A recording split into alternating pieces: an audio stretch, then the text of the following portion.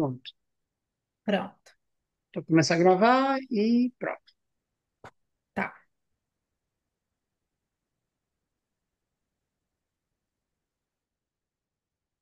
Você me dá um ok aí? Pronto, pode ir. Tá, dá para ver a tela, né? Tá sim, estou vendo a tela. Tá ok. Bom, olá para todos que estão participando. Eu agradeço muito, principalmente o Wellington pelo convite. Eu sou Roberta, eu sou enfermeira, sou diretora científica da Academia Nacional de Cuidado Paliativo e estou como enfermeira no serviço de cuidado paliativo no Hospital de Clínicas da Unicamp em Campinas, no interior de São Paulo. E eu vou falar um pouquinho hoje para a gente desmistificar o nome cuidado paliativo, né? Então, o que é esse cuidado paliativo que a gente tanto tem medo quando a gente escuta falar? Então, deixa eu passar aqui. Bom, eu começo com uma pergunta, né, para vocês. Você sabe o que quer ser quando crescer? É muito comum a gente ouvir essa frase ainda quando a gente é criança, né? O que que a gente quer ser quando crescer? Né? A gente sempre pensa, eu quero ser médico, eu quero que o meu filho seja um engenheiro, eu quero que o meu filho seja um psicólogo, um advogado. Então, é muito fácil eu pensar no que eu quero para o meu futuro. Ninguém quer adoecer no futuro, mas e também ninguém quer morrer. E a gente não conversa sobre isso, né? Na nossa cultura, a gente é ensinado a enfrentar as diversidades do dia a dia, né? Então aparece algum problema, vamos lá e a gente precisa enfrentar. Mas o fato é que a morte ela faz parte da natureza da vida, ela faz parte desse ciclo. E esse ciclo ele é contínuo, né? Ela não é o oposto da vida, faz parte dessa linha da natureza. E a morte é uma certeza que a gente tem, e por isso é importante a gente falar sobre ela. Mas pouco a gente pensa ou fala sobre esse fim. Como que vai ser o fim? Como será que vai ser o meu fim? Né? Como será que vai ser o fim do meu ente querido, das pessoas que eu amo? Como que eu gostaria que essas pessoas se despedissem desse mundo? Como que eu gostaria de me despedir desse mundo? Né? Então, a morte, ela é a única certeza que a gente tem. E para a gente perder o medo de falar sobre a morte, para a gente perder o medo da morte, a gente precisa falar sobre ela. Porque todas as vezes que eu falo sobre um assunto, eu acabo conhecendo mais sobre aquilo e eu vou perdendo o medo daquilo. E ao contrário do que muitas pessoas pensam, falar sobre a morte não atrai a morte. Porque senão vamos conversar aqui sobre Mega Sena, sobre dinheiro. A gente já está próximo ao fim do ano, né? E a gente sempre fica pensando na Mega da Virada, então vamos falar sobre isso para ver se a gente consegue atrair coisas positivas e a gente ser sorteado na Mega da Virada, a gente ganhar uma bolada de dinheiro. Então, se fosse assim, tão fácil, né? É por isso que a gente fala sobre a morte, porque falar sobre a morte não atrai a morte.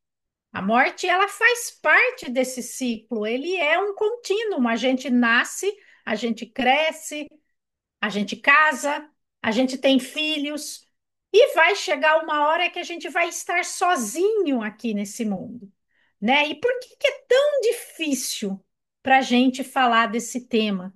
Por que que é tão difícil a gente falar da morte? Primeiro, porque a vida ela é um dom divino, ela é sagrada, né? E algumas religiões guardam esse momento, inclusive desde a concepção da criança, ainda no ventre da mãe, né? O espermatozoide no encontro do óvulo. Algumas religiões falam que naquele momento a gente já tem a vida, naquele momento a gente já tem essa celebração, né? E a gente tem, de acordo com a Declaração Universal dos Direitos Humanos, a defesa, a criação dessa declaração em 1948, que foi depois da Segunda Guerra Mundial. Então, a gente tem essa declaração que defende a vida, que defende a dignidade humana. E nessa declaração fala que a vida ela deve ser preservada e promovida no seu pleno e satisfatório desenvolvimento. Então, a gente precisa cuidar da vida. Então, a vida ela é muito importante, assim como cuidar dela, assim como buscar a saúde, buscar hospitais, buscar tratamentos, tudo isso é muito importante. Mas pode chegar em determinado momento que esses tratamentos eles podem falhar, ou eu posso não ter uma terapia que modifique aquela doença, e a pessoa inevitavelmente ela vai falecer. E como que era a transformação da morte como que aconteceu a transformação da morte ao longo do tempo? Então, se a gente observar nesse primeiro quadro, a gente tem o médico observando a criança adoecida dentro da sua casa. E bem aqui ao fundo, a gente tem o pai e a mãe da criança. A mãe está chorando, inclusive, ela está debruçada sobre a mesa. A gente imagina que ela está num momento de profunda tristeza e o médico observando essa criança doente. Então, assim, antigamente, na época dos meus avós, por exemplo, a morte ela acontecia em casa. Os velórios, eles aconteciam nas salas das casas das famílias. E hoje, como que as pessoas morrem hoje em dia? As pessoas morrem numa UTI, com muitos aparelhos. A gente tem aparelhos para substituir inúmeros sistemas do nosso corpo. Se o coração parar, eu tenho droga vasoativa que vai ajudar o coração a bater mais forte. Se o pulmão estiver fraco, se a pessoa não conseguir respirar, eu tenho um ventilador mecânico que faz o papel do pulmão. Eu tenho, se o rim dessa pessoa parar, eu tenho a máquina de hemodiálise. Se essa pessoa não conseguir mais se alimentar por via oral, eu passo uma sonda e eu coloco uma alimentação artificial de vida. E se porventura o estômago dela tiver com algum problema e não tiver aceitando essa dieta via interal por sonda, a gente ainda tem a possibilidade de colocar a nutrição por veia, que é a nutrição parenteral. Então, as pessoas hoje em dia, elas morrem dessa forma, numa UTI, cercadas de aparelho, de tubos, de catéteres, longe das suas casas, longe das suas famílias, num ambiente frio, porque as UTIs são ambientes frios, os pacientes, como tem muito aparelho e a gente precisa manter uma temperatura mais baixa do corpo, a gente tem um ar-condicionado mais forte, então é dessa maneira que o paciente falece hoje em dia. Então a gente precisa falar sobre isso, precisa falar sobre como a morte ela vem sendo transformada no passar do tempo. E a gente tem essa dificuldade, né? Com a modernização e com o avanço das técnicas de diagnóstico e o tratamento da doença, a morte ela acabou ficando cada vez que a gente pensa nela como uma coisa que a gente precisa vencer. Eu preciso vencer a morte. Eu preciso lutar contra a morte. A morte, muitas vezes, ela é vista pelo profissional de saúde como um fracasso. Eu fracassei. Eu e o que a gente aprende na faculdade é que a gente precisa salvar e muitas vezes salvar a qualquer custo. Só que esse qualquer custo pode ser associado a muito sofrimento. E aqui eu não estou falando que a UTI, que a modernização dessas técnicas não é boa. Muito pelo contrário. Essa modernização e o avanço dessas técnicas, ele é muito importante. E ele é muito bom, porque ele ajuda a curar muitas doenças, ele ajuda a tratar muitas doenças, ele ajuda a reabilitar muitas doenças, muitos pacientes. Então a tecnologia ela é muito importante, mas ela não é para todo mundo. Infelizmente, a gente está vendo que os pacientes eles morrem cada vez mais sozinhos na UTI, longe da família, longe dos seus entes queridos, longe do seu animal de estimação. Então é por isso que eu preciso falar sobre a morte. De que maneira que eu quero estar na minha morte? De que maneira que eu costumo falar que eu, Roberta, eu quero estar viva no momento da minha morte. E esse estar viva, eu quero estar com autonomia, eu quero estar com dignidade. Eu quero ir embora desse mundo com a minha dignidade preservada. Algumas coisas não fazem sentido para mim. E eu preciso conversar sobre o que não faz sentido. Hoje eu estou bem, hoje eu estou saudável. Mas o que a gente está vendo é que o aumento de expectativa de vida da população ele está crescendo. As pessoas elas estão, o câncer continua avançando. Outras doenças neurodegenerativas continuam avançando. E se eu não tiver doença nenhuma, eu posso ter a síndrome da fragilidade do idoso. O idoso é um paciente mais frágil. E se ele é mais frágil, ele merece uma equipe que esteja capacitada para cuidar dele. Então, assim, as pessoas elas morrem e a morte ela faz parte da nossa natureza. Mas o que a gente vê hoje é uma obstinação terapêutica muito grande. A morte ela é vista como um fracasso profissional. A morte ela é vista como um inimigo a ser vencido. Mas é aí que entra o bom senso do profissional. É aí que entra a ciência. É aí que entra o cuidado paliativo. O cuidado paliativo ele cuida quando eu não tenho mais uma terapia modificadora de doença. E eu tenho muitas doenças que trazem um sofrimento. E de que forma que eu quero partir desse mundo? Eu tenho a possibilidade de partir sozinho numa UTI, cheio de aparelho, cheio de catéteres, de máquinas, mas eu também tenho a possibilidade de estar ao lado da minha família estar presente nesse momento. Eu tenho a possibilidade de morrer com o meu pijama, deitado na minha cama, no travesseiro. Nem sempre é fácil morrer em casa. A gente costuma falar, inclusive, que no Brasil é bem difícil morrer em casa, né? Muitas vezes o paciente não tem um serviço de apoio, de atendimento domiciliar, o paciente morre com dor. Muitas vezes as famílias não estão preparadas. Hoje a gente vê famílias com estruturas cada vez menores, mãe, pai e um filho, e aquele filho precisa trabalhar, ele não consegue estar dando um suporte à hora que os pais envelhecem. As famílias elas estão cada vez menores. Então a gente precisa começar a mudar um pouco a forma com que a gente enxerga essas famílias hoje em dia. Não é fácil você cuidar de alguém adoecido em casa, de algum paciente com uma doença crônica.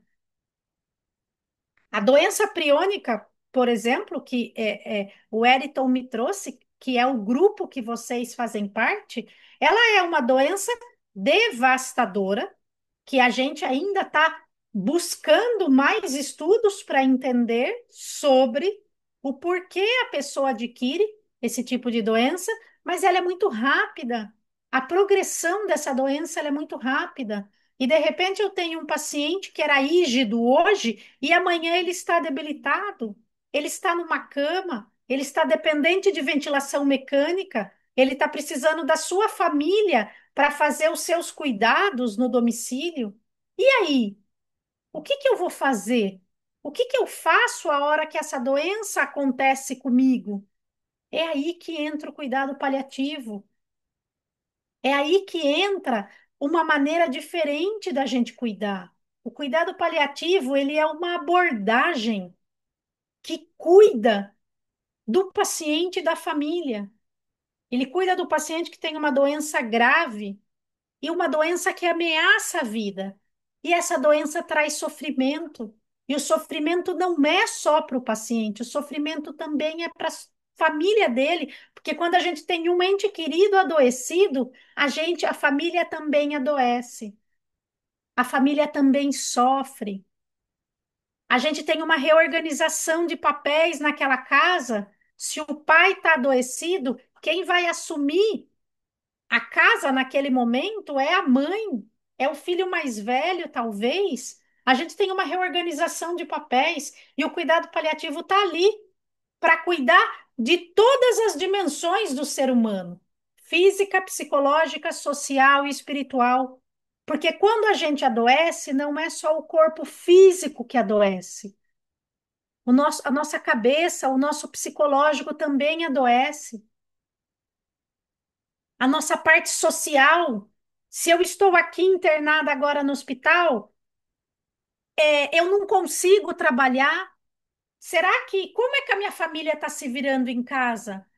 As contas continuam chegando, mas eu não estou trabalhando nesse momento. Na minha família teve que ter uma reorganização de papel, pois era eu que era o dono da casa, era eu que trazia dinheiro para casa. As contas estão chegando, mas o meu dinheiro está preso no banco porque o banco ele só acessa com digital. Eu não consigo. O reconhecimento facial via computador, via celular agora não dá para fazer, porque eu tô com tubo, porque eu tô com catéter, o banco não aceita. Como é que faz? Eu sou uma pessoa tão boa, cuido, procuro cuidar dos meus pacientes, resgato animal de estimação na rua, ajudo a fazer castração desse animal. Todo fim de semana eu estou na igreja, eu estou no culto, eu estou na missa. Eu não sou uma pessoa ruim. Sempre obedeci meu pai e minha mãe, e por que Deus mandou essa doença para mim agora? Então o meu espírito também adoece, psicológico, social, espiritual, o físico. E isso é o cuidado paliativo. O cuidado paliativo ele tá para cuidar dessas dimensões do ser humano. Ele tá para ajudar essa família que sofre. Ele tá para ajudar no controle de sintomas, no manejo dos sintomas físicos que o paciente pode ter, vômito, diarreia, falta de ar, dor. Os sintomas desse paciente precisa ser manejado por uma equipe que entenda disso. E eu preciso auxiliar na promoção de qualidade de vida. O que que é qualidade de vida para você? Eu tenho as minhas convicções, o que que é qualidade de vida para mim. Mas e você? Você já parou para pensar o que é qualidade de vida para você? Nunca mais poder comer pela boca e ficar com uma sonda, se alimentando por sonda, será que isso é qualidade de vida? Será que a qualidade de vida é eu estar deitado numa cama e o meu ente querido cuidar de mim? Para algumas pessoas faz sentido, para outras não. Mas para isso eu preciso conversar, para isso eu preciso saber o que faz sentido. O que faz sentido para mim? O que faz sentido para o meu marido?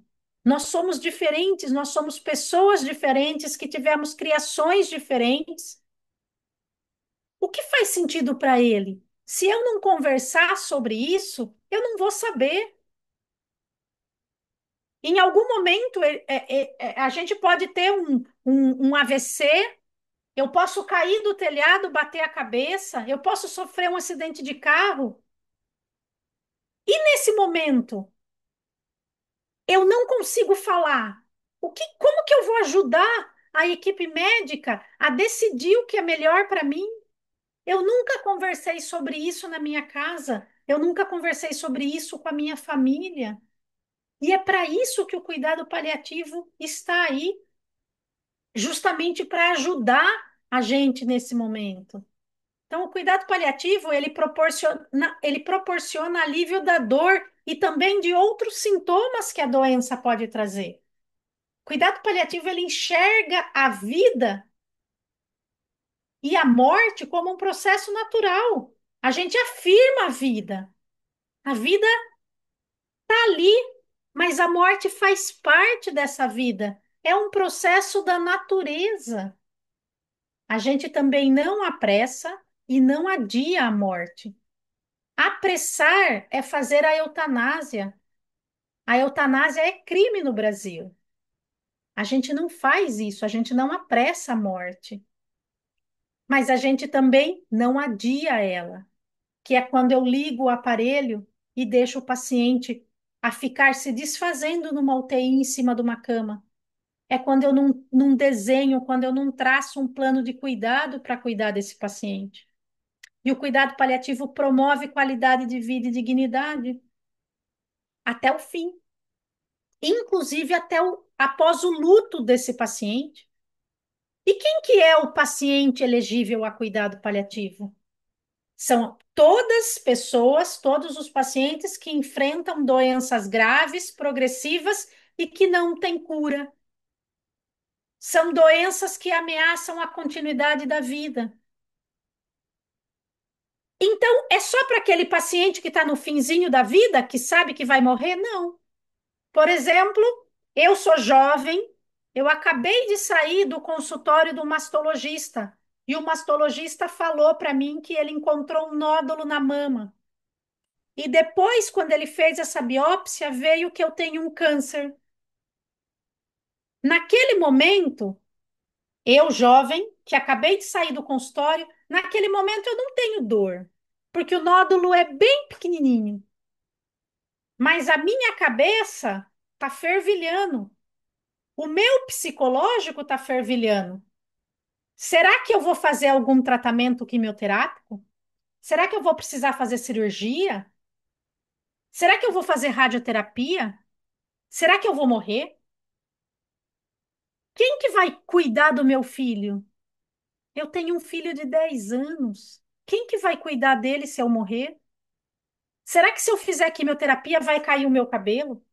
Será que se eu fizer cirurgia eu vou precisar tirar a mama toda?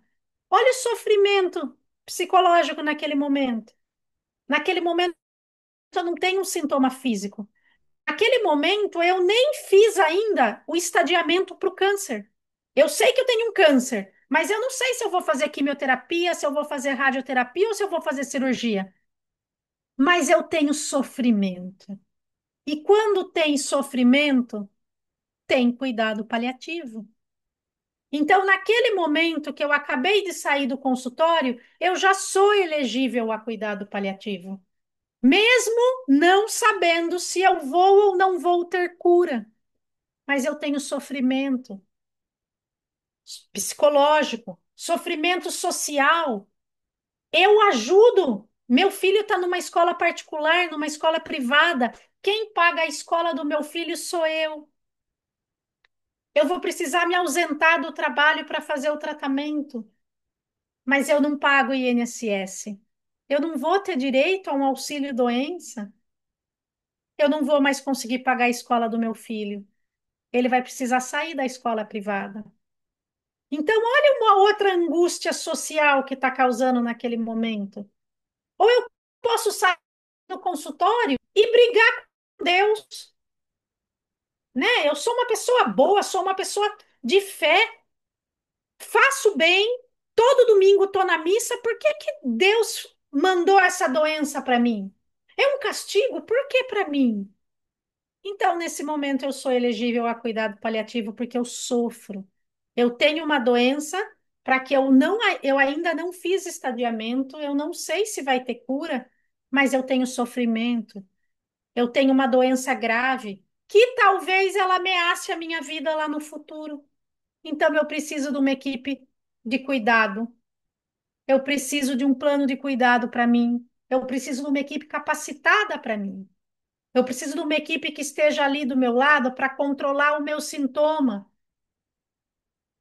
Seja dor, seja falta de ar, seja ansiedade, porque a doença traz ansiedade. Eu não estou conseguindo dormir. Eu preciso de remédio para me ajudar a acalmar, para me ajudar a dormir nesse momento. Eu preciso de uma assistência de saúde baseada no que é valor para mim, baseada no que eu acredito, baseada no meu desejo. O plano de cuidado ele é individual. O médico faz esse plano de cuidado junto com a equipe multidisciplinar. Médico, enfermeiro, psicólogo, farmacêutico, fisioterapeuta, um capelão, uma terapeuta ocupacional, uma nutricionista, uma fonoaudióloga. É essa equipe multidisciplinar que eu preciso, ou que eu vou precisar em algum momento do meu cuidado. Mas tudo isso tem que fazer sentido para mim. Eu preciso saber, eu preciso estar viva na criação desse plano de cuidado para mim, porque o plano é único, o plano é individual. E esse plano de cuidado precisa, inclusive, apoiar a minha família, que a minha família também sofre, a minha família também tem dúvida. Então, esse plano de cuidado, ele precisa atender a mim e a minha família. E aqui eu trago, né, sobre a dignidade e os cuidados do paciente quando ele tem uma doença para a qual eu não tenho uma terapia modificadora, para quando ele tem uma doença que ele vai fatalmente falecer dela, na impossibilidade de salvar vida, deve-se deixar correr o processo natural e irreversível da morte. A morte faz parte da natureza. E eu preciso ajudar o paciente nesse momento a ter o maior conforto possível. Eu tenho que ajudar a manejar a dor nesse momento, ajudar a aliviar a dor. E se ele tiver condições de ir embora para casa, se ele tiver condições de deshospitalização, se a família tiver condições de recebê-lo ele em casa, eu preciso fazer essa transferência de cuidado. Eu preciso compartilhar esse cuidado para um serviço de atendimento domiciliar que dê apoio para essa família, que ajude a cuidar desse paciente, se ele tiver condições de alta e se for a vontade dele e da família. Muitos pacientes não querem voltar para casa. Será que eu consigo fazer o manejo desses sintomas? Será que eu consigo cuidar desse paciente aqui no hospital? É para isso que serve o plano de cuidado. É para isso que serve o cuidado paliativo. Então a gente precisa desmistificar essa palavra.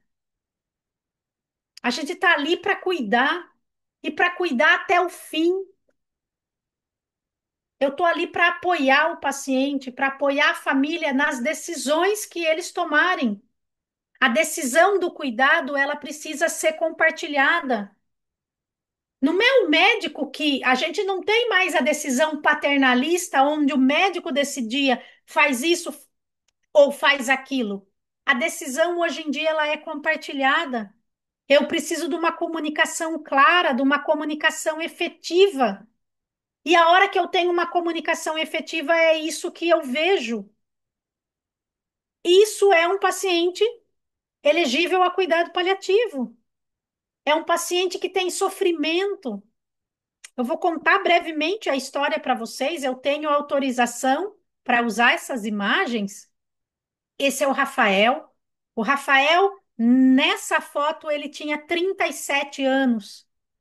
E o Rafael descobriu, né? Ele estava fazendo acompanhamento médico na cidade de origem e ele descobriu um adenocarcinoma de fígado.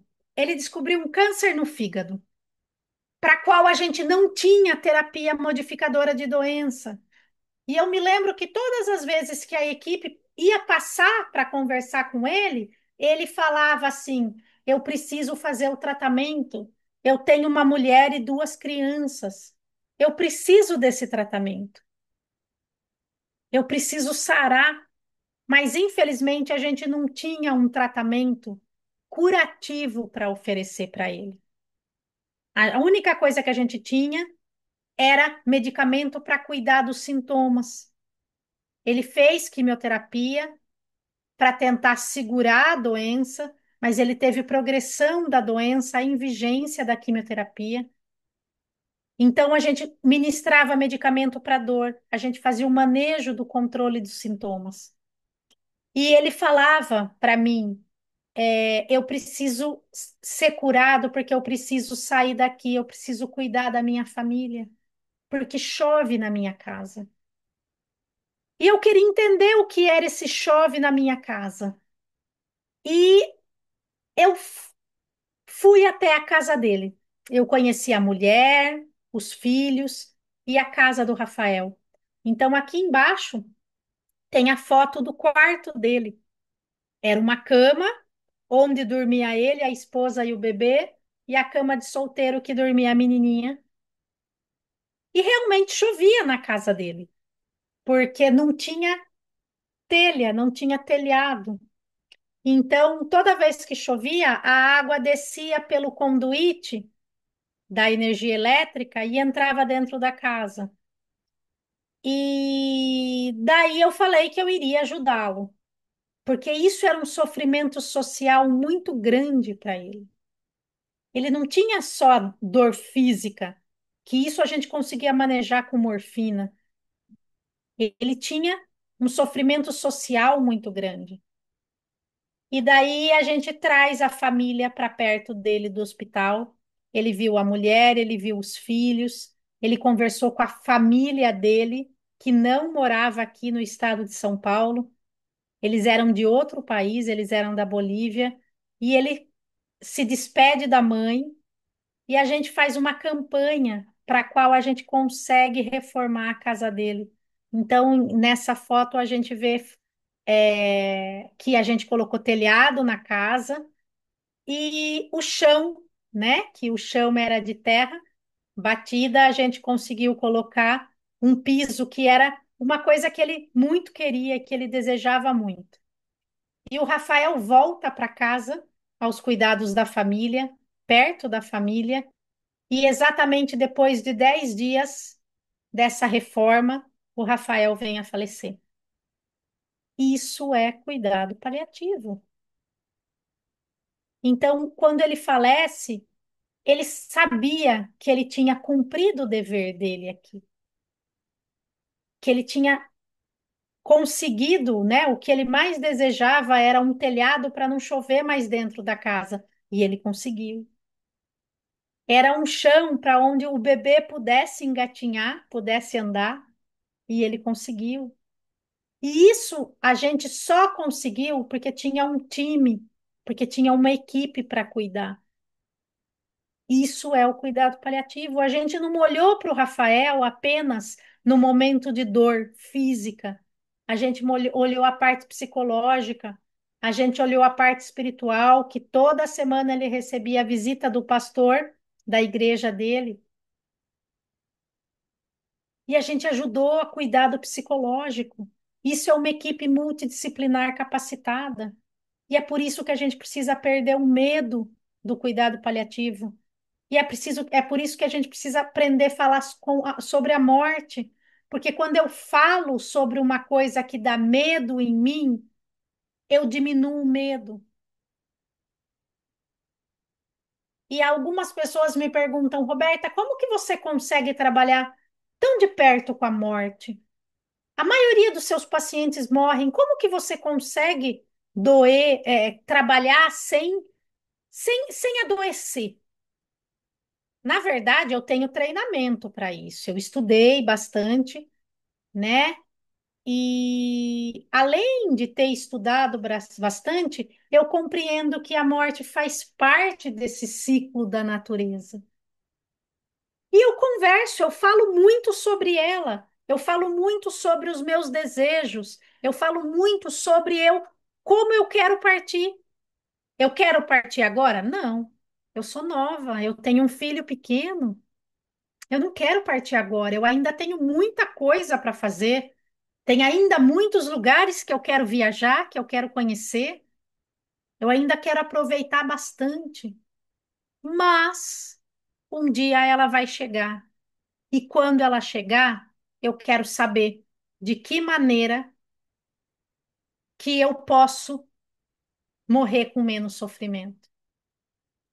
Eu quero saber de que maneira que vão cuidar de mim. E para isso eu converso, para isso eu falo e para isso eu escrevo. Eu tenho um documento que chama Diretiva Antecipada de Vontade, né? É um documento que é um testamento vital, que fala o que eu quero que as pessoas façam quando eu não conseguir falar. Porque eu não sei, eu posso sofrer um acidente de carro e eu ficar em coma, numa cama. Eu posso ter alguma doença para a qual eu ainda não tenho terapia modificadora de doença. Pode ser agudo, como pode ser uma coisa mais prolongada.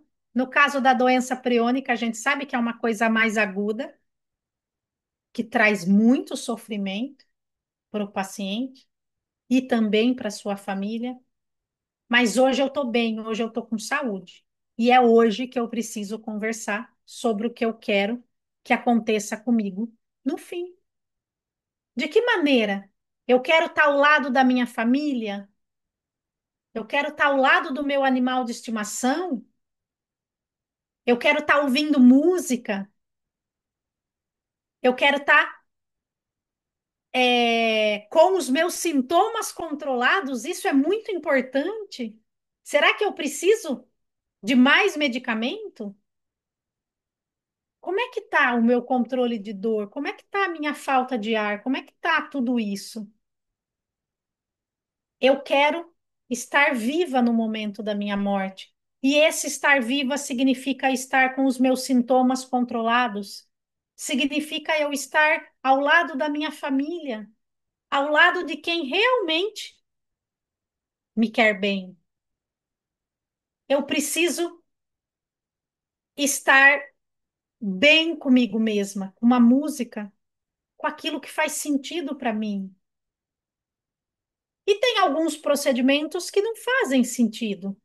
Ah, mas e aí? Eu vou fazer uma traqueostomia? Quando que eu faço essa traqueostomia? Depende. Depende para que é o procedimento.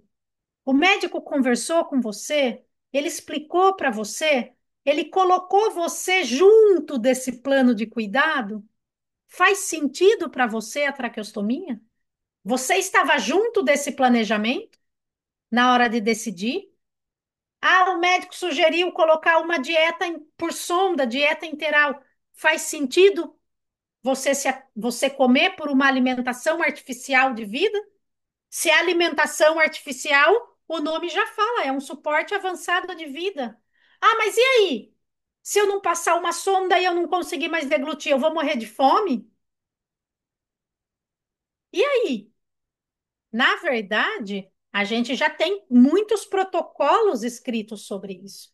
Inclusive, a Academia Nacional de Cuidado Paliativo, ela tem um guideline que fala sobre comer e beber, com riscos reconhecidos, inclusive.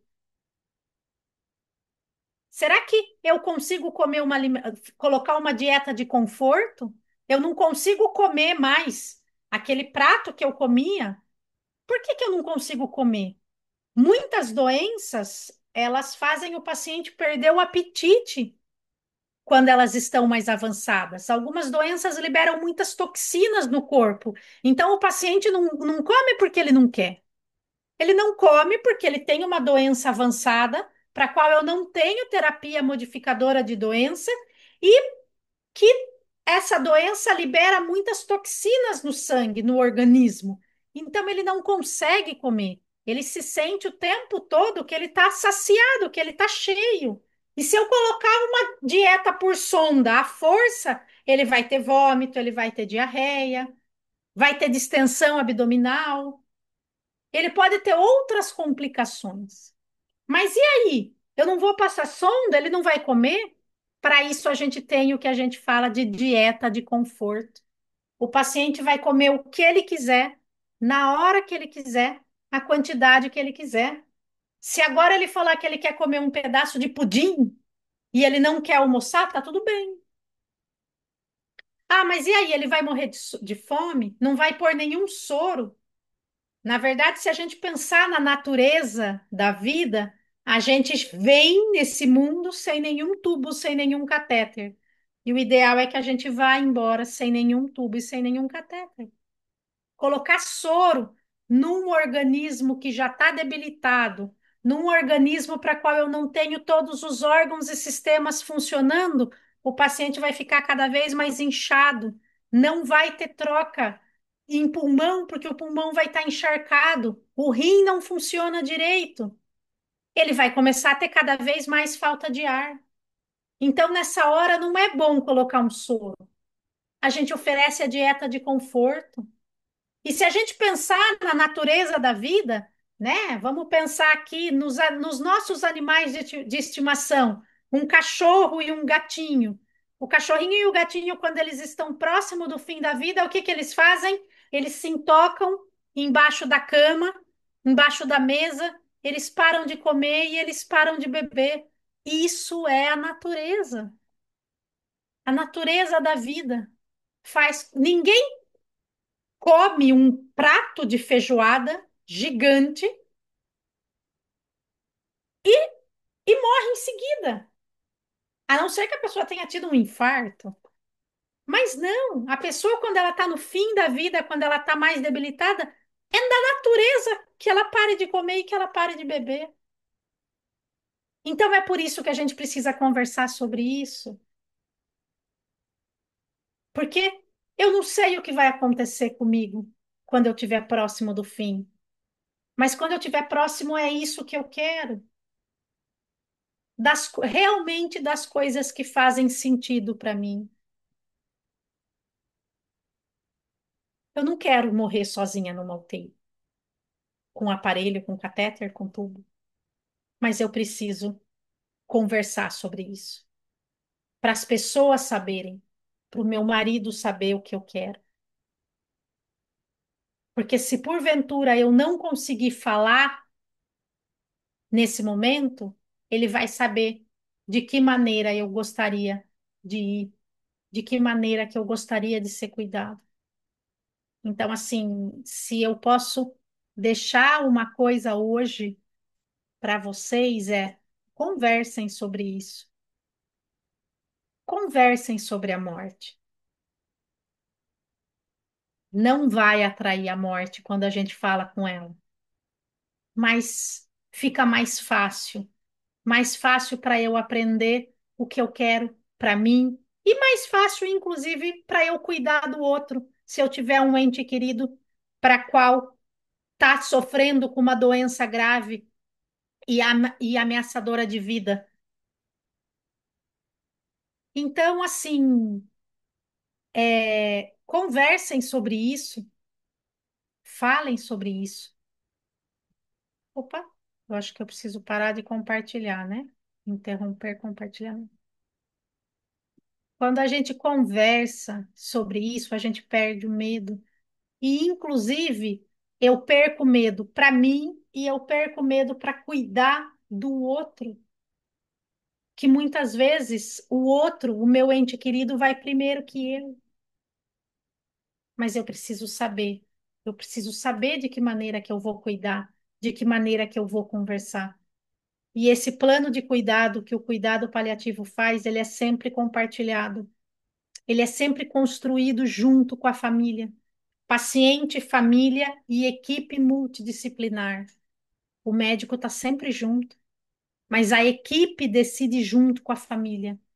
E também não é simplesmente o médico virar para a família e falar assim: olha, você quer que eu entube o seu pai?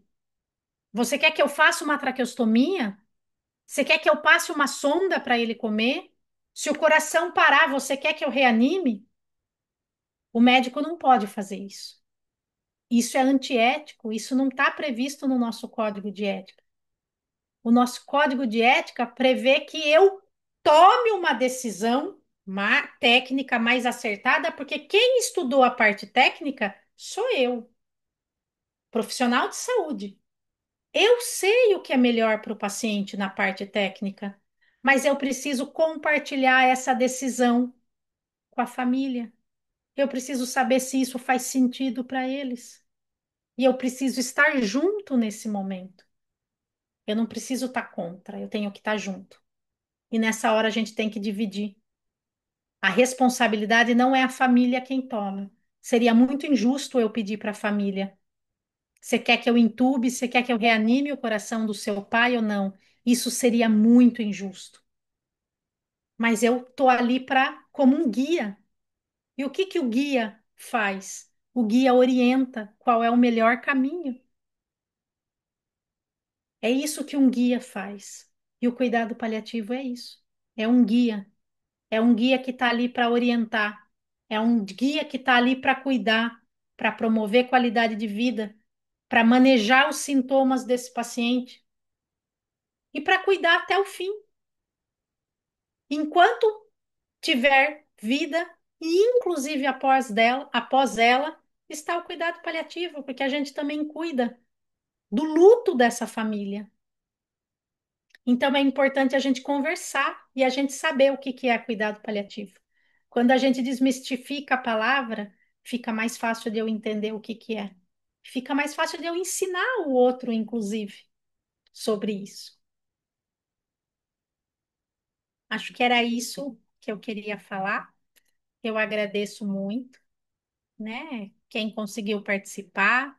E eu fico aberta para pergunta, né? Se alguém quiser fazer alguma pergunta.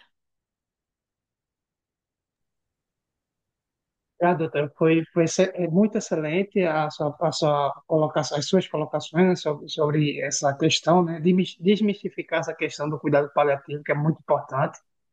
Até mesmo eu estou tendo algumas visões diferentes agora sobre o cuidado paliativo, é muito bom saber essas questões. E deixo aqui aberto para quem tiver perguntas, não se acanhe, podem fazer perguntas, por favor. Se alguém tiver, ou se não quiser falar, pode escrever no chat que eu passo por.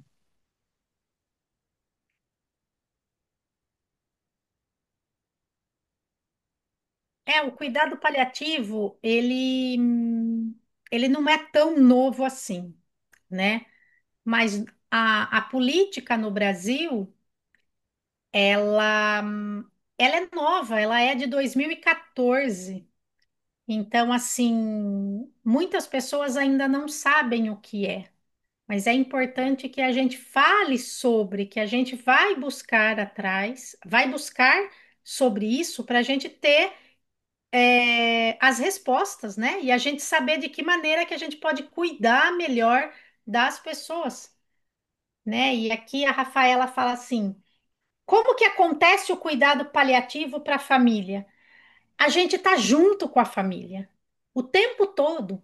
Quando um paciente ele é elegível a cuidado paliativo, a equipe de cuidado paliativo ela entra para somar junto com a equipe titular. Por exemplo, se eu tenho um paciente na UTI, o paciente na UTI ele está ali porque tem alguma especialidade que está responsável por ele. Ele pode estar por alguma sepse de foco pulmonar, né? Então eu tenho a especialidade de clínica médica, ou ele está por algum tipo de câncer, né? Um câncer de fígado, por exemplo.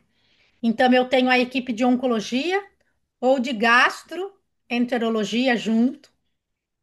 Se ele tem alguma coisa, um AVC, além de ter a equipe de terapia intensiva, eu tenho mais a equipe de neurologia ali junto. Então, assim, dentro de uma UTI, eu tenho várias especialidades cuidando daquele doente. E daí o cuidado paliativo chega. O cuidado paliativo chega como um manto. Pallium vem do latim, manto. Então, o manto era aquele manto que cobria as pessoas do frio, das intempéries. Então, manto é cuidado. Quando a gente está com frio, o que a gente faz? A gente põe uma coberta, a gente põe um manto. Então, é exatamente isso que o cuidado paliativo faz. Ele chega para ajudar a família na melhor tomada de decisão. Ele ajuda nessa comunicação da família e do paciente com a equipe de saúde, porque médico fala mediquês. A gente não sabe falar com o paciente, com a família, de forma clara. A gente fala um monte de termo médico, a gente fala uns nomes esquisitos. E o paciente, principalmente quando o paciente está internado num hospital, numa UTI, ou quando ele está numa enfermaria, o médico passa, visita, e nesse momento da visita é um tempo muito curtinho que ele tem que falar muita coisa para a família, e a família não entende. Mas é aí que está o cuidado paliativo, acolhendo a família, tirando dúvida da família, sem falar mediquês. Então, a nossa comunicação é uma comunicação mais assertiva, é uma comunicação mais clara. E, além disso, a gente tira outras dúvidas da família, né? A gente tem o psicólogo para ajudar a família, né, nesse momento de angústia, porque ter um ente querido doente traz angústia. A gente tem assistente social que vai buscar entender qual é o contexto dessa família. O horário de visita da família no hospital é muito. O, a gente no hospital, os nossos horários de visita são sempre uns horários alternativos. Por exemplo, no hospital que eu trabalho, o horário de visita é às 3 horas da tarde. Às 3 horas da tarde, tá todo mundo trabalhando. Quem consegue chegar no hospital para visitar o ente querido? Não dá. Então, uma assistente social, nesse momento, ela entra em contato com a família, né? Esse horário das 3 horas da tarde tá bom para vocês? Vocês precisam de uma visita com horário estendido? Será que eu preciso aumentar? Olha, vocês conseguem vir? Olha, eu não consigo. A família pode falar, eu não consigo ir porque eu tenho dificuldade, na questão financeira mesmo. O transporte de ônibus da minha cidade até o hospital é caro e a assistente social pode ajudar nesse momento, articulando com a prefeitura se não consegue um transporte gratuito para essa família. Às vezes a família chega e a família não comeu. A gente está ali para ajudar, para identificar essas dificuldades. A gente está ali para dar esse suporte. Às vezes o paciente ele não tem direito a INSS porque ele nunca trabalhou registrado formalmente, mas será que o governo pode oferecer algum outro tipo de benefício? O LOAS, o Bolsa Família? Será que eu consigo cadastrar a família é, em um desses benefícios que o governo tem? Então, assim, isso é cuidado paliativo. A gente cuida das quatro vertentes: física, psicológica, social e espiritual. E a família é a mesma coisa. A família também tem ansiedade. A família também precisa de uma comunicação, precisa de um apoio do serviço social. Cuidado paliativo está muitas vezes ali como capelão. E o capelão que vai dar um apoio espiritual para essa família e para o paciente nesse momento. É, Então, eu acho que eu respondi a primeira e a segunda pergunta, né? Porque o cuidado paliativo cuida do binômio paciente-família, né? E aqui a Rayane fala que soube do diagnóstico na UTI, houve uma explicação sobre o que é cuidado paliativo. Porém, depois não houve um acompanhamento, que é muito importante. Exatamente, né? Esse acompanhamento da equipe de cuidado paliativo, ele é muito importante, né? E quando a gente faz a transferência desse paciente, a gente compartilha cuidado. No passado, a gente falava que eu fazia contra-referência desse cuidado. Hoje a gente não usa mais a palavra contra-referência, mas eu compartilho o cuidado com o serviço de atendimento domiciliar. Infelizmente, não são todas as cidades, não são todos os municípios que têm um serviço de atendimento domiciliar robusto que pode ajudar essa família. Mas esse compartilhamento do cuidado do hospital com o serviço de atendimento domiciliar, isso é fundamental. Algumas cidades têm mais, umas cidades têm menos, né? Isso foge um pouco. O serviço de atendimento domiciliar também não fica 24 horas na casa da família. A família precisa de um cuidador e a gente tem ali um serviço de atendimento que vai fazer esse atendimento pontualmente. Então, esse atendimento pode ser uma vez por dia, 2 vezes na semana, uma vez na semana. Pode ir a equipe multidisciplinar completa, como pode ir só o enfermeiro, pode ir só o fisioterapeuta. Isso depende da dinâmica do município. Mas toda vez que um paciente que está no hospital, que vai embora para casa com ou sem dispositivo, mas que ele está acamado, que ele tem curativo, que ele tem dor, a gente precisa de uma equipe de atendimento domiciliar para fazer essa ponte, né? Infelizmente, não são todos os serviços que são estruturados, né? O ideal seria que o hospital ligasse de vez em quando no SAD, o SAD é o Serviço de Apoio Domiciliar. Ligasse nesse SAD para saber como é que está o paciente, ele está precisando de alguma coisa, né? Ele está com sintoma controlado. E é importante que esse SAD tenha aí uma comunicação direta com o centro de saúde, porque às vezes eu não tenho um serviço de atendimento domiciliar, mas eu tenho o centro de saúde para dar esse apoio. Mas, infelizmente, o nosso sistema único de saúde, ele ainda não é 100% enraizado e muitas cidades não têm esse suporte, né? Então, eu concordo, né? Com você que algumas vezes é muito cruel e é muito frio isso. E a família se vê sozinha e inclusive se vê abandonada pelo serviço de saúde, né? Os médicos deveriam sim ter uma aula de empatia. E eu não digo nem de empatia, eu digo de compaixão. Porque eu não consigo sentir a dor que a família sente. Eu não consigo sentir a dor que o paciente sente. Porque nesse momento a dor é da família, a dor é do paciente. Mas eu posso me compadecer por essa família. Eu posso cuidar dessa família. E muitas vezes se eu não sei o que falar, porque tem uma outra coisa, né? A gente não tem ainda cuidado paliativo em todas as graduações de medicina, em todas as graduações de enfermagem. É uma coisa que está acontecendo. A Academia Nacional de Cuidado Paliativo, ela tem buscado, né, junto ao Ministério da Saúde, trazer esse entendimento tanto para a equipe de saúde, né, quanto para a população. Mas a gente espera sim que cada vez mais a gente tenha profissional comprometido nesse cuidado, né? Que ajude aí o paciente, que ajude a família, mas a gente ainda não tem. Muitos médicos, né, assim como eu sou formada há 20 anos, eu não tive cuidado paliativo. Eu não sabia o que era cuidado paliativo.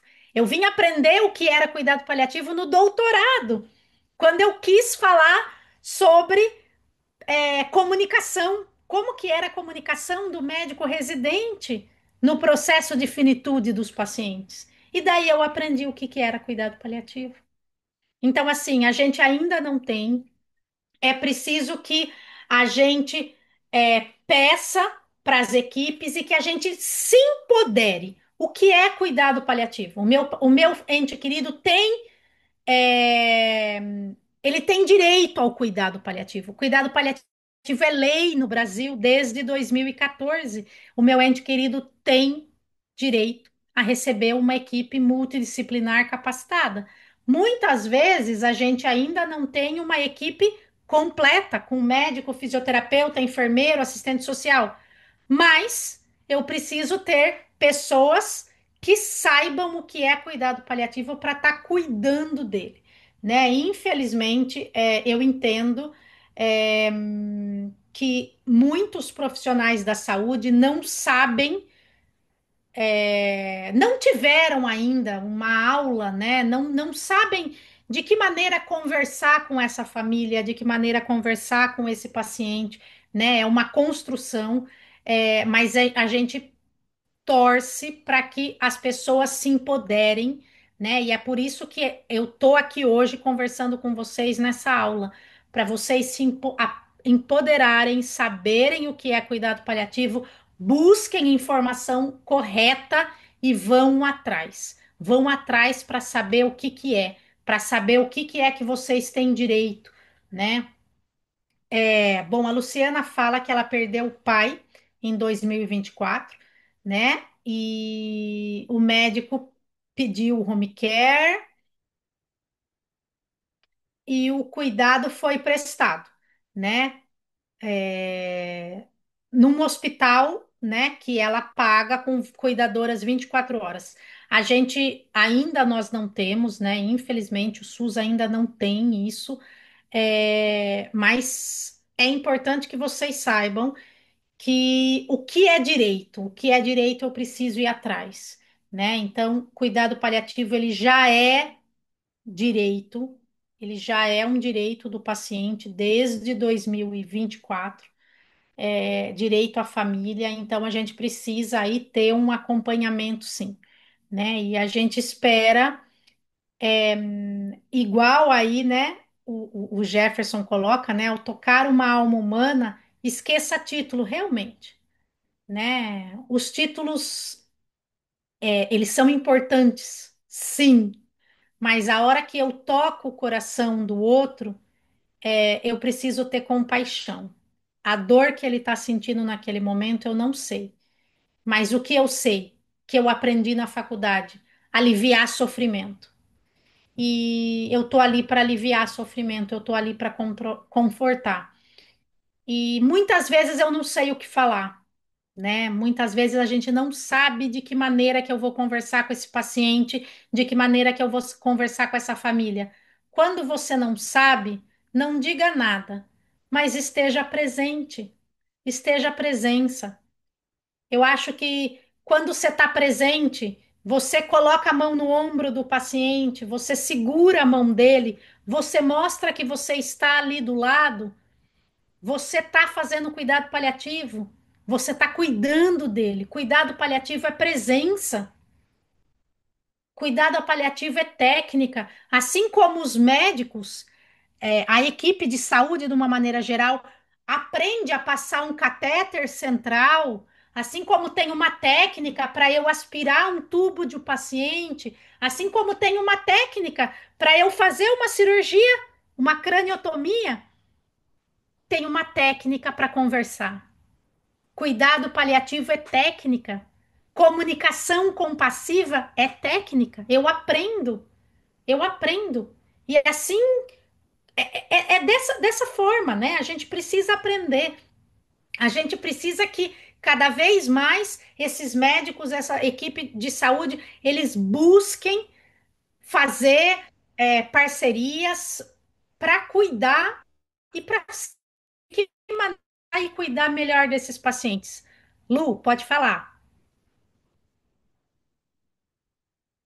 Se ela tem permissão, não tem permissão. Oi, boa Fala, sim. noite, tudo bem? Boa noite. É, muito obrigada, primeiramente, né, pela vossa explanação. Isso me deu uma clareza maior do que é o cuidado paliativo, né? Eu deixei bem claro, né, no hospital, no qual minha mãe está internada ainda, né? E filha não concordante com cuidados paliativos. Então, a minha mãe não está em cuidados paliativos porque não houve ninguém que me explicasse o que é cuidados paliativos. Na minha ideia, o que era cuidados paliativos é a pessoa ela vai seguir o rumo dela e vai sofrer. E não houve uma explicação desde assistente social, da equipe médica, ninguém me explicou do plano de saúde, eu sou filha única e eu me senti tão perdida, mas tão fora de rumo que eu não sabia nem mais o que eu estava fazendo, se era certo, se era errado. Então eu tive que procurar ajuda e falei assim, bem, calma, deixa eu colocar a minha consciência para trabalhar e vamos ver uma coisa de cada vez, porque a enxurrada de informação depois veio tudo distorcida. E eu só fui mesmo entender a doença a partir do momento que eu tive contato com esse grupo de pessoas, que a gente troca informação. Porque até então, o que eu sei, o que eu pesquisei na internet, é uma doença rara de alta complexibilidade. E logo em seguida que minha mãe ela teve alta da UTI, após uma semana já solicitaram home care. Eu falei, calma, eu preciso entender esse processo. Como é que vai ser na minha casa? Não é que eu não queira cuidar da minha mãe, o que eu mais quero é cuidar dela. Mas deixa eu entender, eu não sou da área da saúde, eu não sou da área de humanas, eu sou da área de exatas. Então, tudo isso me assustou de uma tal forma e começamos as negociações de home care. Minha mãe, ela tem GTT, ela é traqueostomizada, ela tem vários momentos que a saturação dela cai, cai assim bruscamente, sem nós entendermos o que aconteceu. Provavelmente decorrência da doença priônica e várias convulsões. Então, assim, como que eu vou levar uma paciente desse nível para minha casa, eu e uma técnica? Eu fiquei tão assim assustada ouvindo a senhora falar desse lado humano. Existem muitos profissionais humanos, mas é uma crueldade tão grande do plano de saúde, da, da assistência prestada, que se torna assim, sabe, que se torna um alvo tão fragilizado para eles que você tem que buscar na justiça os direitos do seu familiar. É tudo na justiça. A minha mãe, ela fez um procedimento de botox nas glândulas para ela não ter muita aspiração. E de primeiro eles me cobraram, né, como medicação de alto custo, eles me negaram a devolutiva deles. Aí eu fui na justiça com um perito, fizemos uma petição e eu consegui esse procedimento para minha mãe. Diminuiu a célula-réia dela muito, porque a atropina não estava mais fazendo efeito, a prompatelina, que é um medicamento terapêutico, também não estava mais fazendo efeito. Então, assim, era toda hora precisava aspirar. Quando surgiu essa conversa de home care várias vezes, que eles tentaram nos expulsar, digamos assim, bem a palavra do hospital, e eu questionava, peraí, mas eu peguei a resolução do COFEM e li, pacientes graves, quem pode aspirar é um fisioterapeuta e um enfermeiro. E quem pode administrar o BIPAP é somente o fisioterapeuta. Como que na minha residência nós vamos proceder, sendo que minha mãe é uma paciente grave? A técnica, ela pode aspirar o oral, nasal e traqueal, não. Como é que vai ser isso? E eles não me respondiam. Então, cada vez mais que me munia de informação, eles não me respondiam, ao ponto de simplesmente eles sumirem e desistirem de querer que eu seja deshospitalizada. E eu falei, olha, minha mãe, ela pode ir para casa sim, mas toda essa infraestrutura tem que ir para minha residência. Senão eu vou assinar um atestado de óbito para minha mãe na minha residência. Porque eu não sei. Uma técnica, quantos anos de estudo uma técnica? Um ano e meio, 2 anos, mais experiências, eu não sei lhe dizer. Mas ela não tem a aptidão profissional que um fisioterapeuta tem, que um médico tem. A saturação da minha mãe cai em questão de minutos, assim, para 60, 70. É todo um procedimento de configuração dos parâmetros do BIPAP, oxigênio. A técnica, ela não pode configurar um BIPAP. Como é que vai ser isso? Então, nunca me responderam as questões. E eu me senti tão. Ainda me sinto perdida, mas com vocês, com mais informação. Ó, Lu, obrigada, né, por você contar o seu relato, né? E assim como você tem muitos, né? Não só nesse tipo de doença em específico, mas em outras doenças aí, que isso é o meu dia a dia, é o que eu vivo há 7, 8 anos, né? Que eu faço só cuidado paliativo, num hospital de grande porte, né? A gente tem quase 500 leitos. Então, assim, é, a sua mãe, ela é elegível a cuidado paliativo desde janeiro, que foi quando ela teve diagnóstico. porque naquele momento já tinha sofrimento dela e tinha sofrimento, o seu sofrimento, filha única de família, né? Assim como o Jefferson está falando aí, né, da esposa. Então, assim, o, o, o ente querido de vocês, eles são elegíveis a cuidado paliativo desde quando descobriu, desde quando fez o diagnóstico, porque infelizmente, né? A doença priônica é uma doença para a qual a gente não tem terapia modificadora de doença. É uma doença progressiva, né? E é uma doença que, infelizmente, acaba levando o paciente à morte. Então, o paciente ele já é elegível a cuidado paliativo ali, no diagnóstico. E daí, o que o cuidado paliativo faz é estar junto. Então, o que a sua mãe precisa agora, Luciana, é de um plano de cuidado. Ela não tem um plano de cuidado. Ela tá com uma traqueostomia, ela tá com uma gastrostomia, e assim, será que ela tá vivendo ou será que ela tá sobrevivendo? Mas isso não tem que ficar na sua mão.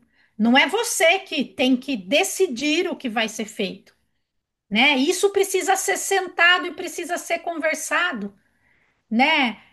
A sua mãe, em algum momento da vida dela, né? Um pouco antes, porque seu pai falece em 24, no final, e em janeiro ela já descobre a doença. Então foi assim, muito curtinho. Vocês não tiveram tempo de conversar.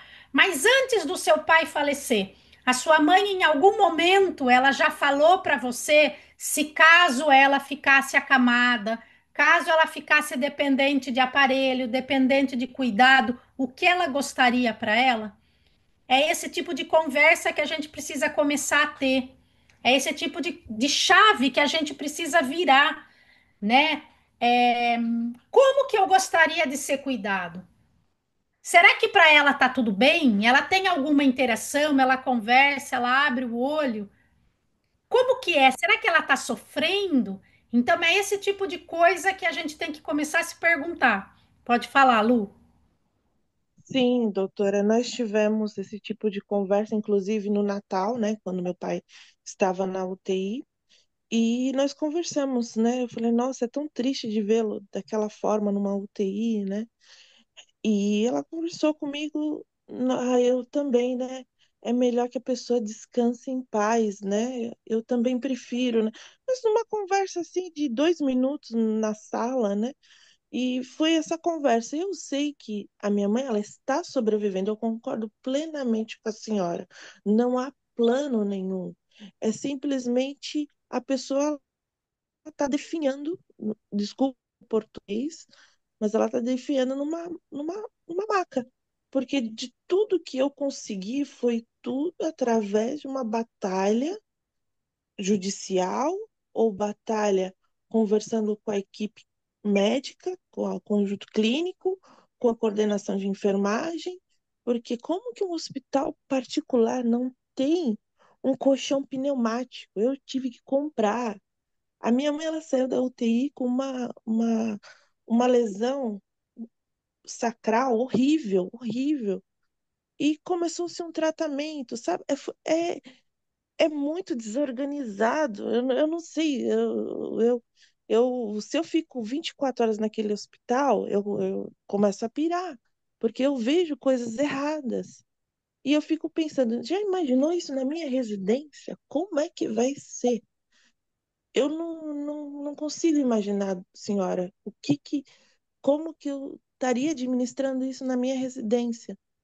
Porque se num hospital que tem uma equipe multidisciplinar acontece todas essas falhas, desde visita, evolução no prontuário da minha mãe, que o médico não faz presencialmente, eu olho assim e falo, mas doutor, o senhor não fez a visita, como é que o senhor evoluiu a minha mãe no prontuário? E, eu esqueci, é muito paciente, eu não passei. Ou muitos deles falam, eu errei. É um copia e cola, simplesmente. Então, assim, se isso é num hospital, eu fico pensando, como é numa administração de um home care? E eles já entenderam que eu não vou deixar. a minha mãe definhando na minha residência. Eu preciso de uma ajuda, mas só que a ajuda é muito, muito, muito singela. Não, não tem, eu não vejo essa ajuda. Nada que eu vou fazer vai curar a minha mãe. A minha mãe, isso eu tenho no meu coração. Mas parece que se o familiar não está ali presente, não gasta a sua energia, sua condição financeira, os seus estudos para estar ali, esquece. A pessoa ela morre e morre sem dignidade. De que cidade você é? Eu sou de Santos, do estado de São Paulo. Santos tem equipes muito boas de cuidado paliativo. Então, assim, de sugestão para você, né, para aliviar um pouco também, porque não é fácil, é pesado. Você é única, né? Você é filha única. Então, assim, é, procure uma equipe de cuidado paliativo. Mostre tudo o que está acontecendo, para essa equipe ir se inteirando, né? E assim, tem coisas que não tá sob o seu cuidado, não tá nas suas mãos, né? Então tem uma equipe multidisciplinar que tá ali para te ajudar. Então, assim, é, tem algumas coisas que, embora seja triste, mas é a natureza da vida, né? E o que essa equipe pode fazer nesse momento, talvez, seja colocar a sua mãe num barco.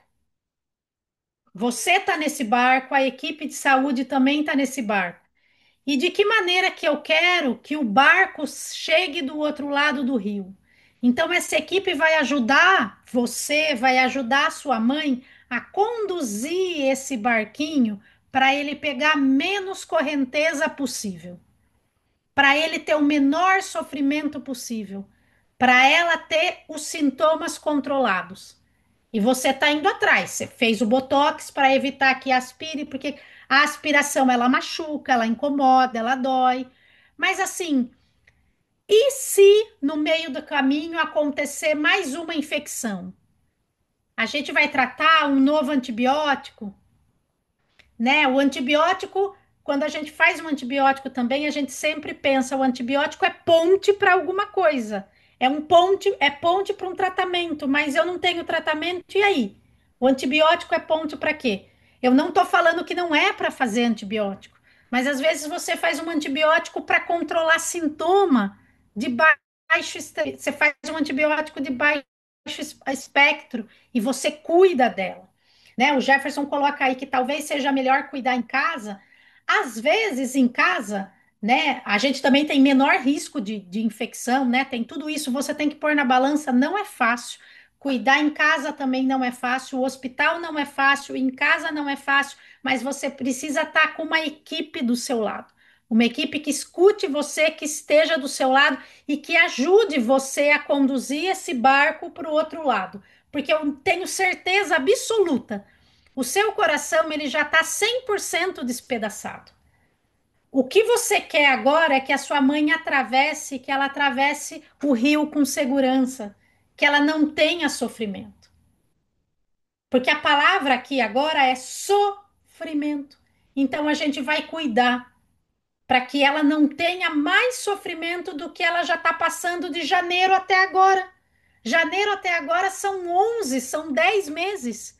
É 10 meses que ela vem enfrentando isso. É 10 meses. Então vocês precisam de cuidado. Vocês precisam de uma equipe. Assim, procurem informar direito o que que é cuidado paliativo. Tem o site da Academia Nacional de Cuidado Paliativo, que tem muita coisa ensinando. Tem curso lá dentro para técnico e auxiliar de enfermagem, para cuidador. É, eu tenho uma página no Instagram também, né? Que eu tento todo dia colocar alguma informação, todo dia colocar alguma coisa que é informação de verdade, que é informação verdadeira. Então, assim, vocês podem entrar, vocês podem fazer perguntas. Então, assim, procurem procurem uma equipe para estar ao lado de vocês, né? Vocês não precisam levar tudo isso sozinho, porque tudo isso é pesado, não é fácil. Então, assim, tem que ter uma equipe que saiba estar do seu lado. E você pode ter certeza que isso não é fácil, inclusive para a equipe que cuida dela. Porque eu falo agora como cuidadora, não é fácil eu ver um paciente, eu já tive, né, nesses anos de cuidado paliativo, eu já cuidei de 3 pacientes com doença priônica. É uma doença arrasa quarteirão, né? E assim, não é fácil, é muito, vocês sabem muito mais do que eu, né? A fisiopatologia, tudo da doença. E assim, é, eu me perdi o que eu ia falar, desculpa. Então, assim, vocês precisam ter uma equipe do lado. Vocês precisam estar com alguém do lado que ajude vocês nessa questão, né? Porque não é fácil. Lembrei. E para a gente, o profissional de saúde que cuida, também não é fácil. Porque ontem o paciente estava bom, ele estava forte e hoje ele não está. Então, para eu também, como profissional de saúde, eu também sofro, porque cada vez que eu olho para a morte de um paciente, inevitavelmente eu olho para a minha morte. Então, assim, os pacientes, os próprios profissionais de saúde ainda não sabem o que é cuidado paliativo e eles sofrem por conta disso. Pode falar, Eriton. Só para completar, assim, é uma questão muito comum, a senhora falou da questão de como os médicos não sabem falar, e é uma coisa que, assim, desde 2009, conversando com os familiares sobre que entram em contato comigo, eu tento explicar, e eu também tento explicar para alguns médicos já entraram em contato comigo, eu tento explicar o que é a doença, que eles não têm noção. E eu já vi casos de simplesmente o médico chegar para a família e dizer, olha, isso aqui é uma doença priônica, não tem cura, não tem tratamento, e é isso, tchau. E nunca mais visita o paciente, nunca mais visita a família. E aí a família diz, olha, a gente tem que fazer isso. E não há uma explicação de como você está colocando, a questão do cuidado paliativo, isso aqui a gente tem que fazer, mas tem que fazer por quê? Qual o motivo de ter que fazer isso? É a única solução de fazer? E diz assim, ó, se você quiser, mas como, como bem colocado, não é a família tem que ter, o médico tem que ter o guia para dizer o que é, o que é as opções que pode ser feito, mas não é a família que tem que decidir o que fazer. E o que eu vejo muito é a questão psicológica que as famílias não têm. Não há um cuidado da grande maior parte dos hospitais e dos casos que eu tenho contato, não entender o que essa família está passando, porque geralmente o que é que alguns familiares tentam fazer é, eu vou fazer traqueostomia, eu vou fazer GTT, eu vou fazer isso, eu vou fazer isso, eu vou fazer isso, por quê? Porque na concepção de alguns familiares, eu vou fazer o máximo que eu puder, o que tiver ao meu alcance, porque eu não vou deixar, porque se não fizer, eu estaria, entre aspas, deixando ela morrer sem eu fazer nada. Eu tenho que fazer algo.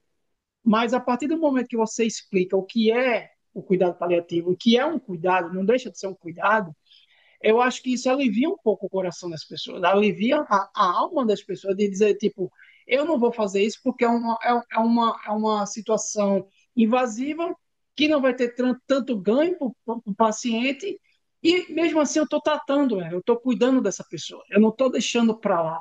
Então, essas questões que falta do cuidado paliativo integrar com psicólogo, terapeuta ocupacional e tudo mais, para acalmar a alma dos familiares e dizer, não, veja, você está fazendo o que você pode e a gente vai fazer o que pode para dar o melhor conforto possível, mas fica a seu cargo orientar para o que pode ser feito e o que não pode ser feito, mas calcular o curso da doença em si.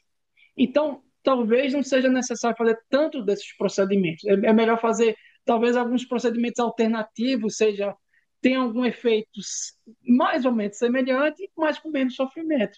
Então, é isso que eu acho que falta muito para os familiares, sabe? principalmente esse apoio psicológico que eles não têm. E aí eu fico tentando, eu sempre digo, olha, procure. Eu não sou psicólogo, eu não sou psiquiatra.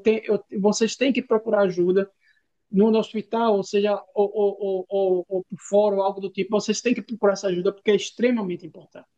Então, só essa questão que eu quero colocar aqui. E você coloca de uma maneira muito importante, porque realmente é isso. Às vezes a gente acha que vamos fazer tudo, e esse tudo significa. Às vezes a família fala para o médico: eu quero, doutor, eu quero que você faça tudo.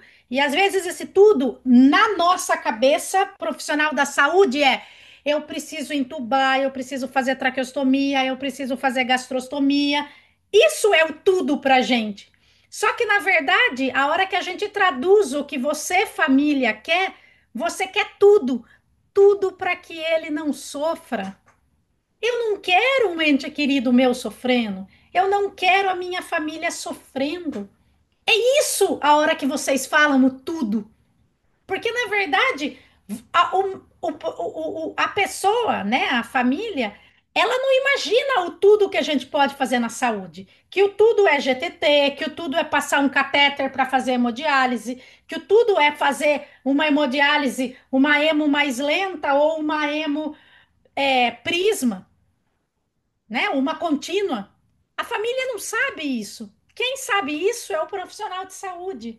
Então é por isso que entra sempre. Eu volto, eu peço desculpas, mas eu volto, é o cuidado paliativo. É ele que está ali, né? E a hora, essa metáfora que o Jefferson coloca, a gente está tá nadando, nadando, mas você não acha o fundo, né? E não é. Várias doenças neurodegenerativas é exatamente isso. A esclerose lateral amiotrófica é a mesma coisa. Você não acha o fundo. Então, assim, a gente precisa buscar conhecimento, a gente precisa ir atrás. E exatamente, você vive um luto da pessoa viva. A pessoa ainda está do seu lado, mas você já está vivendo esse luto dela. Então, assim, não é responsabilidade de vocês. Isso precisa ter alguém nesse barco. O que a gente vê e o que eu vejo muito é que esse barco ele está sendo paciente e família. Não, falta a equipe de saúde junto. Falta uma equipe de cuidado paliativo para entender, para ajudar a remar esse barco, porque vai chegar uma hora que vocês cansam de remar o barco. Vocês cansam de subir a, a, a montanha com o paciente nas costas. Nessa hora é preciso a gente revezar com uma equipe que está ali e que entenda o que ela está fazendo, porque quem estudou é a gente.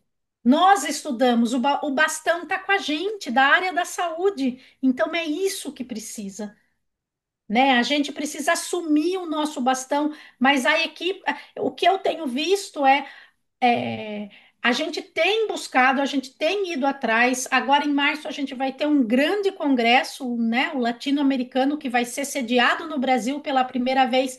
Então, a gente está indo, a gente está buscando, a gente está tentando trazer, né? É um passo de cada vez, é de formiguinha, mas eu fiquei muito feliz, né, dessa troca de hoje. É, eu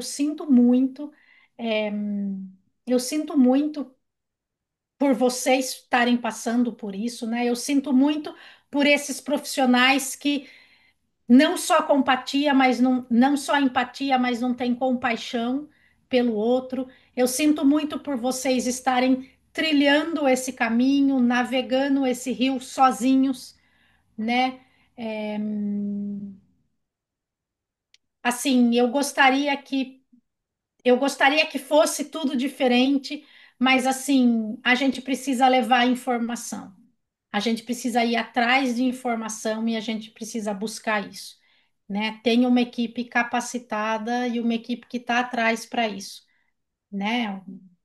Enfim, agora já é lei, desde 2014. Então, assim, era isso, era buscar é, informação.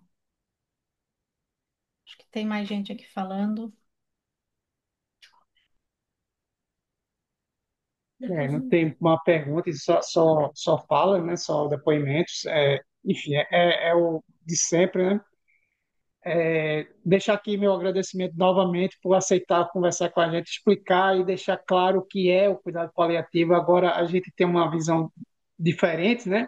Eu também já tenho uma visão mais diferente sobre o cuidado paliativo, isso é muito bom. E assim, né? Eu tento dizer para os familiares, eu sei que a gente não deveria estar assim. A gente não deve, a gente tem um SUS que para muitas coisas é maravilhoso e para outras coisas não é nada maravilhoso. É um verdadeiro paradoxo esse sistema, mas pior ainda seria sem ele. Então, a gente tenta de todas as formas. Então, o que a gente faz como sociedade organizada é tentar formar o grupo, tentar buscar profissionais. Agradeço novamente a Rayane, que entrou em contato contigo primeiro, e aí com a troca de informação a gente conseguiu fazer essa conversa. E eu acho que todo mundo gostou muito da abordagem e vamos tentar, né? Vamos tentar ver que se outras conversas e alguns outros momentos a gente tem mais aprendizado e a gente consiga aqui para os próximos familiares, porque infelizmente outros familiares vão entrar em contato comigo, eu sei disso, é uma questão que sempre é bom e é ruim ao mesmo tempo, porque é ruim porque eu sei o que essa família vai passar, mas é bom porque eu sei que pior ainda seria se ela não tivesse informação, né? Se ela não tivesse sozinha nesse barco. Então, pelo menos a gente está aqui, a gente não tem todo o conhecimento, mas a gente está aqui tentando remar junto, né? Então, novamente, muito obrigado, boa noite, boa noite a todo mundo que participou e até uma próxima. Boa noite, muito obrigada. Boa noite. Se alguém tiver dúvida, pode perguntar. O meu Instagram é Paliativos para Todos, acho que já colocaram aí, tá Eu bom? Daí coloquei, eu coloquei no site. vai trocando Depois eu vou informação. mandar de novo no grupo. Tá bom, tá joia. Boa Boa noite. noite. Fica com Deus. Tchau. Tchau.